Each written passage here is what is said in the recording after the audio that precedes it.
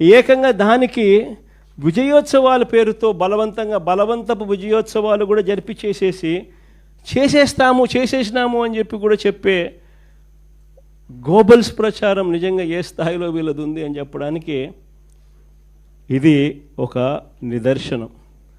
బహుశా ఈ స్థాయిలో మోసం చేసే వాళ్ళు ప్రపంచ చరిత్రలో బహుశా చాలా తక్కువ మంది ఉంటారేమో. ఒక్కడే కరెక్టే. ఇలాంటి వాడు ప్రపంచ చరిత్రలో దేశంలో ఎవడు ఉండడు. ఈయన ఇచ్చిన సూపర్ 6, సూపర్ 7 ఈ నిరుద్యోగ భృతికి ప్రతి పిల్లాడికి నెలకు 3,000 రూపాయలు, సంవత్సరానికి 36,000 రూపాయలు.